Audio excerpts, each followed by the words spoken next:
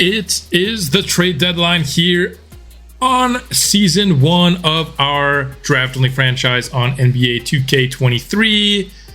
And make no mistake, we are the worst team in the league.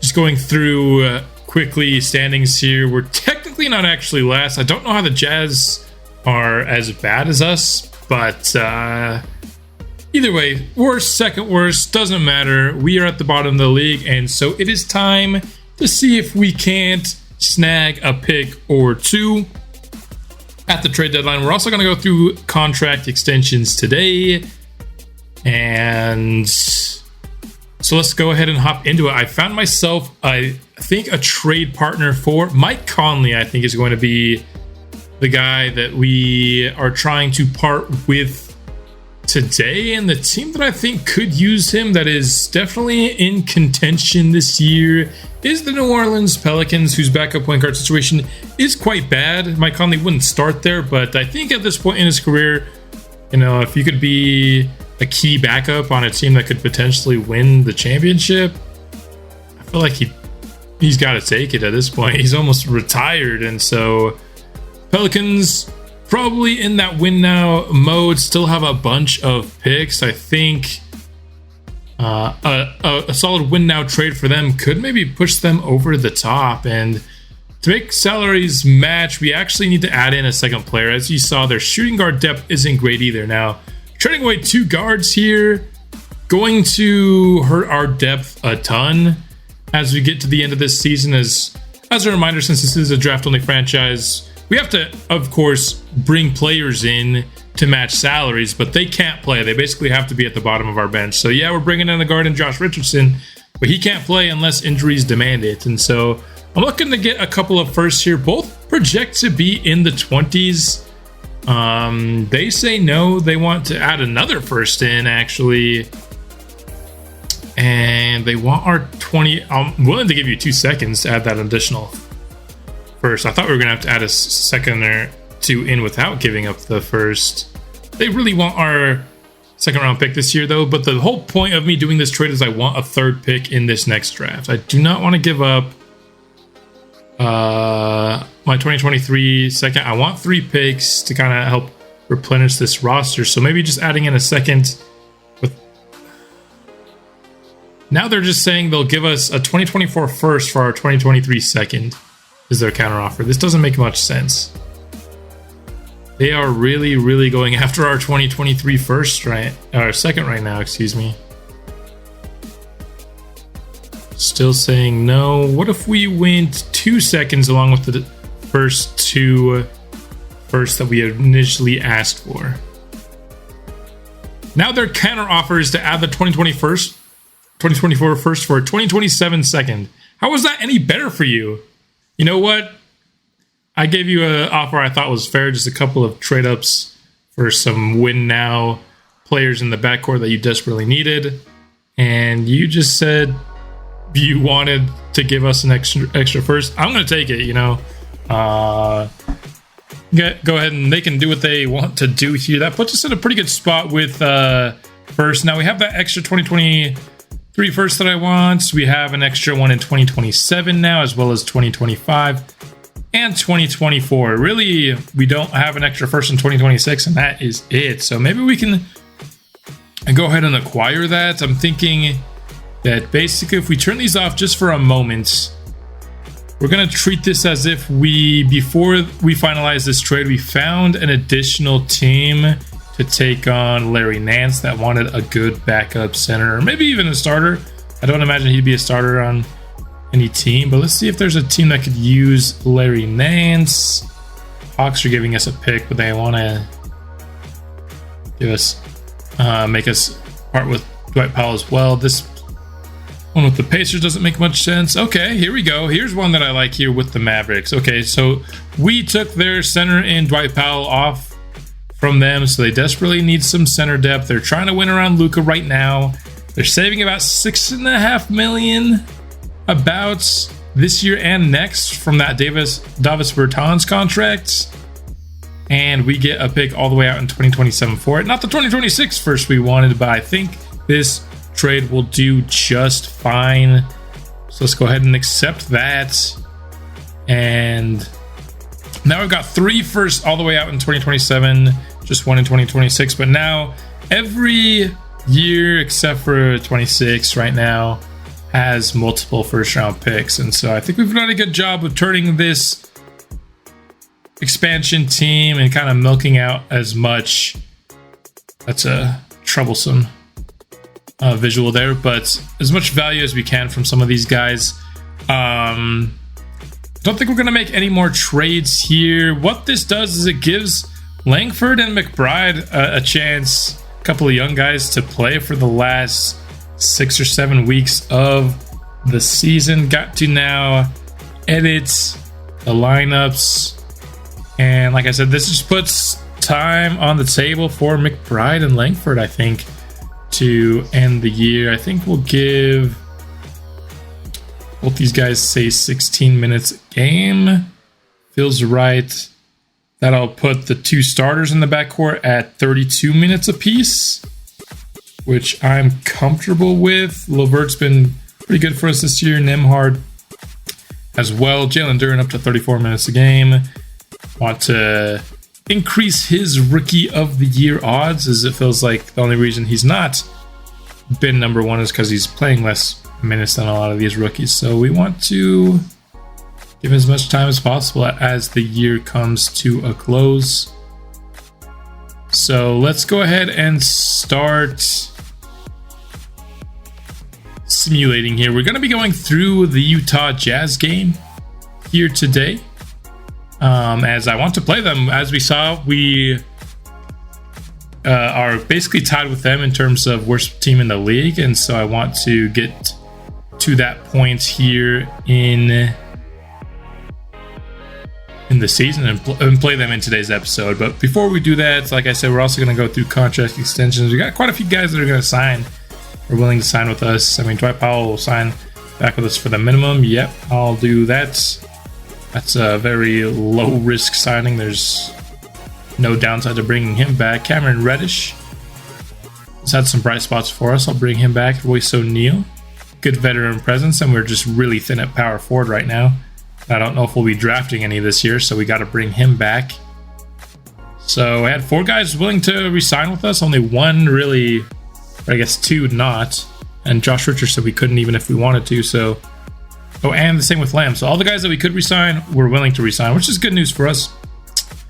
And that'll do it for contract resigns for the year.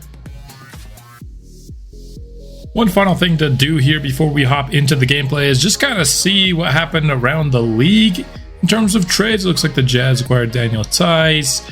Derek White is going to the Knicks for Josh Hart.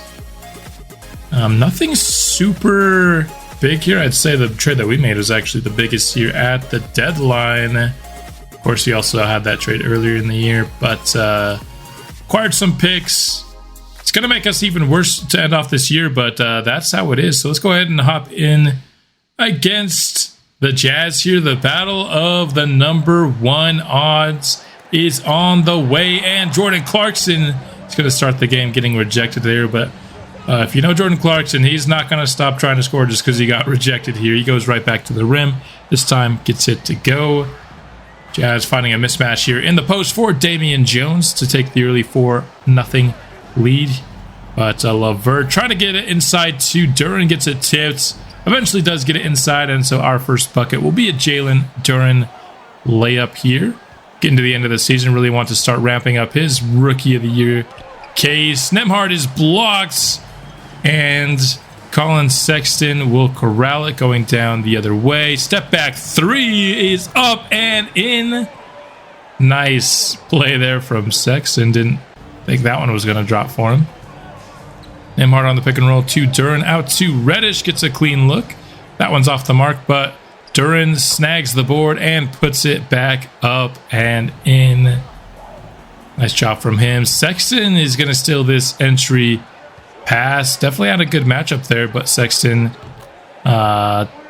picks off the pass, and that leads to a transition 3 from Lauri Markkanen. Nembhard with the shot clock winding down, forced to put up a shot, and Duren puts it back up and in his second putback of the day. And he's really been our only source of offenses. We're now halfway through the first quarter, and Jalen Duren putbacks are the only thing that's working for us here. Our team definitely did not come to play offensively here in the first quarter. Defensively, better, but still not that great, allowing plays like that. Duren here going to find a cutter in Karis LeVert, and finally we have our first non-Duren bucket. It only took 2/3 of this first quarter to get one. Not a great start, but there you have it. Duren now in the post, has THT on him. 0 against 0 crime here as the turnaround shot from the post drops for JD. LeVert finds himself some space here off the screen in the mid-range, and so LeVert and Duren, only guys really producing for us, but that's kind of been the case for most of this season, if we're being honest. Sexton there, pulls from mid-range, and that one is pure. Ties this game back up at 14 apiece. Time winding down here in the first quarter. Romeo Langford newly inserted into the rotation alongside McBride there, pulling up from the short mid-range for a successful shot. Tice driving in like a guard there from top of the key and getting himself a nice shot. That shot is no good. Fontecchio full court pass down to THT, who gets the shot to drop. What a pass there. And the Jazz get themselves ahead. Nice pick and roll play here with Dwight Powell. Gets him a layup that he will drop in. And Fontecchio showing some passing chops here, this time to a cutting Ochai Agbaji. Time winding down for the Jazz here in the first quarter, looking for one more shot. Throw out to Agbaji, who drains the three, rattles it in to give the Jazz a 7-point lead after the first quarter. Neither team looking great. Obviously, the Jazz are looking better, but one thing was clear to me after one quarter. Yeah, this is a battle of the worst here in the NBA, even worse than our Seattle versus Las Vegas game that we just witnessed here as Ochai Agbaji drains another three. He's been pretty hot to start this game. Romeo Langford on the cut will get the and one opportunity here. Finally gets us up to 20 points on the day. Our offense has been just brutal, and I don't think it's because we traded away Mike Conley and Isaiah Joe. They're certainly two of our best offensive players from the bench, but it was really our starters that struggled the most. Here's Tice. He's getting these weird drives to go. I didn't know he was that good of a driver, but hey, you learn something new every day. As Cam Reddish gets the hoop and the harm here. Tice fouls him, but this time we can actually convert the and one here. Game is within 7. Nembhard driving in, pulling up, and rattles it in. Lead now down to 5 from Utah here. O'Neal finds a cutting Cam Reddish. This is my favorite play in the playbook, I got to think. Works out so well for us. Markkanen turnaround fader from the post. Drops in for him. Tough to guard that from a 7-footer, that is for certain. The lob up to Jalen Duren is slammed home. That was a nice play. Love to see Jalen Duren flying high here. And then on the other end, that one might be even more impressive. Wow, Ochai Agbaji, 12 points already in this game. He's kind of exploding here as Jalen Duren cuts and gets himself an and one opportunity. Slowly but surely chipping away at this Jazz lead. Honestly, there aren't many games that I come in wanting to lose. This is one of the few times, and really the only episode that we come in and I actually wanted to lose the game. I'd love to have the best odds for the #1 pick, but if Jalen Duren can produce and kind of lead us to a win, hey, I'll take that as well. Shot is off there by Clarkson. Cam Reddish doing a nice job battling for that board. On the end, gets the pass. Now he's going to drive it in on Markkanen. Floats it off the glass. A nice sequence from Cam Reddish there. Off the dribble, Lauri Markkanen is pulling from top of the key. And pure. 41-34 the score. Trying to find Jalen Duren there, but Jordan Clarkson ends up with the ball and goes coast to coast. Some nice transition offense from Utah in this game. And Chumo Kiki, I thought he was going to slam that right on the head of Lauri Markkanen, but still gets the alley-oop to go on the cutter play. LeVert, top of the key, driving in against Jordan Clarkson. That was a contested layup, but he gets it to find his way home, shooting up to 50% now for him. Sexton, a tough layup with McBride draped all over him. Duran fed. He's got Sexton on, but he does a nice job finding the open man. McBride gets that shot to fall from the corner. We are down to 2 now. We have come back here in the second quarter. Lauri Markkanen, that post fade has been money for him today. 2 for 2 on that shot. Down to 2 minutes here left in this second quarter. McBride just pulling from deep, and he gets it to fall. 14-6. Las Vegas run. We're right back in it. Ochai Agbaji with a little bit of space from 3, and when he's had space, he's been money today. 15 first half points. Now the first half is winding down, looking to maybe take the lead here. McBride gets the shot to fall despite the Sexton foul, and he will get a chance to take that lead with a free throw. 2.7 seconds remaining.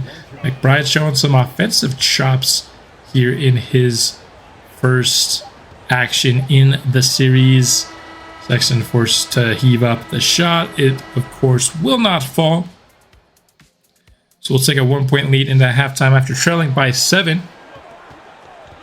to start the third. LeVert, that little step back usually works for him, but this time it is offline. And Markkanen try to go coast to coast off the rebound, and he'll do just that. Plus the foul from Cam Reddish. Lauri Markkanen, the Jazz don't give him the ball nearly as much as they should. I'm a Jazz fan in real life. If you haven't been able to tell by the various times I've worn Jazz stuff on camera here, but they run way too much through Jordan Clarkson, not enough through Lauri Markkanen in this game. But cutter play from Royce O'Neal gives Las Vegas the lead.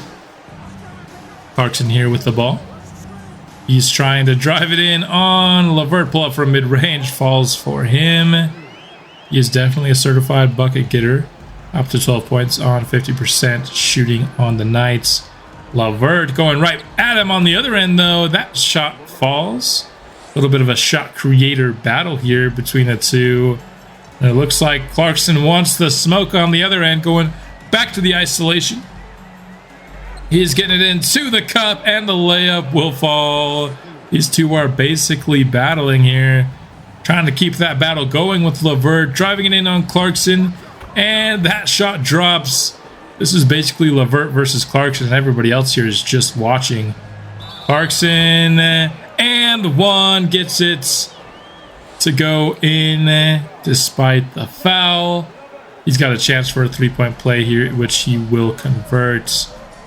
Nembhard now on the other end finds a cutting LeVert. He slams it home. Man, watching these two just go at each other's throats right now is quite entertaining. This time, though, he will pass it off to Reddish, who drains the open three. Gives us a 2-point lead here, 68-66. And both guys started missing some shots, so it looks like we'll go away from the shooting guard battle here and instead get to a THT. It'll pull up from the short mid-range.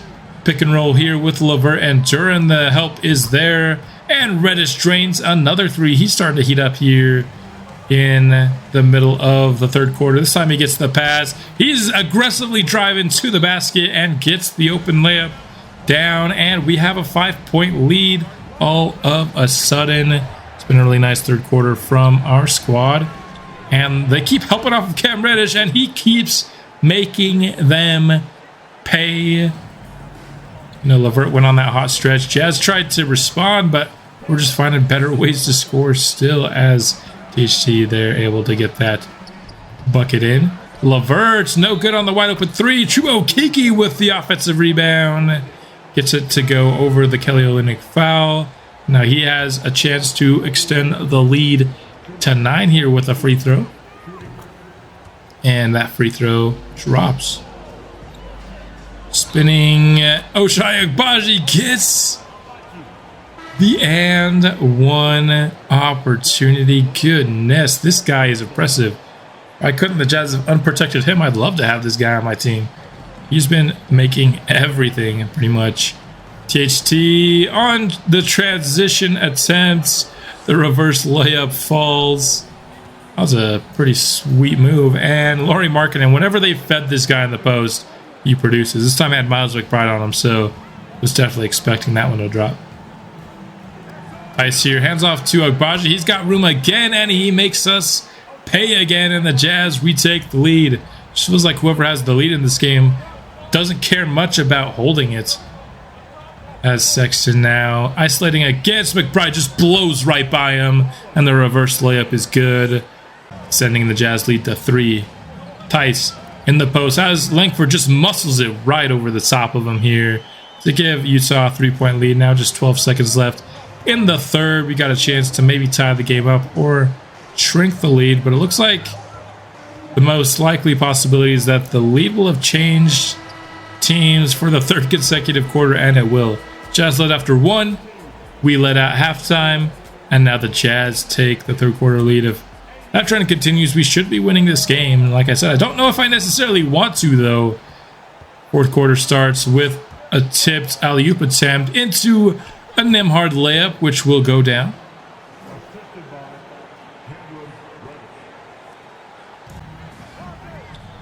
Duran, he's got Sexton inside, and he just bullies him right to the basket.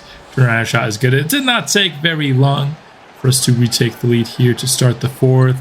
Pick and roll, Royce O'Neal slams it home. Didn't know he had that in him.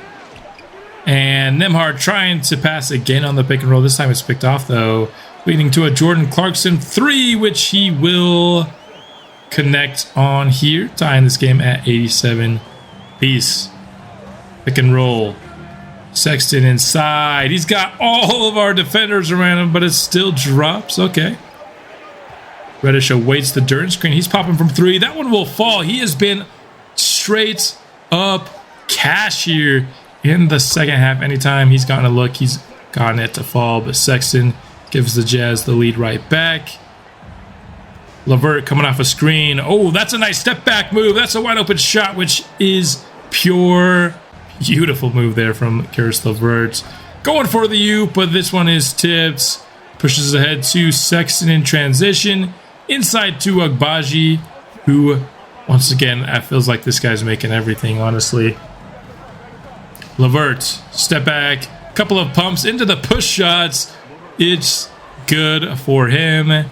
Lead exchanging teams every possession, it really feels like here. But Duran here gives us the 3-point lead. Cutting to the basket. Nembhard into a cutting LeVert, who slams it right over Damian Jones. Flexing a little bit for the fans there. Jordan Clarkson just blows right by him on the other end, though. And this late quarter Jazz team, I feel like they would have scored more if they ran through Lauri Markkanen more, but they were putting everything through Clarkson here. And because of that, I think we have the lead at this point. But down under a minute to go. 2-point lead for the Vegas Outlaws. Trying to close this game out. But Jordan Clarkson's going to get himself to the line after getting fouled on the layup attempt. Layup drops. Now a made free throw here gives Utah the lead with 52 seconds left. That one is good. Next possession. LeVert with it, driving inside. Tough shot is blocked by Damian Jones. Utah corrals the board and is going the other way. Markkanen feeds to Jones. Back to Clarkson. He's going to pull it back. Isolate against Chumo Kiki.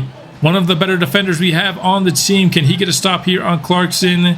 Doing a nice job defending him. The tough layup is off back iron. We will call timeouts. We have a chance to take the lead now with a basket here. We have plenty of times to create a good look as well. But Chumo Kiki, nice defense on Clarkson there. And we feed it to him on the other end. Has some space for a shot, and he hits it over Kelly Olynyk, and we have the 1-point lead. 8.5 remaining. And this could be the first game-winning shot we see on this series, but LeVert has to go ahead and D up against Jordan Clarkson first. Mid-range shot is off, back iron, and Vegas will win by 1. Yes, this was a game between two very bad teams, but it was an exciting one nonetheless. And while we've had some struggles picking up victories in our episodes, we've now won 2 straight. Yes, we were playing against an expansion team and the team with the worst record in the league, but hey, a win is a win is a win. 3 guys hit 20 points for us today, Reddish, LeVert, and Duran. And then McBride poured in 11. I was actually pretty impressed with his offense today. Clarkson, as you can see, just the efficiency wasn't there. Down the stretch, he was taking every shot. Definitely needed to run through Markkanen more, and I'm actually going to change some tendencies just because I'm a Jazz fan, and I want to see the Jazz played more accurately in this game. But that's all I've got for this episode. We'll be going through more of the draft class in next episode, and we'll be finishing the regular season as well. But that episode will be coming out soon, and I will see you then.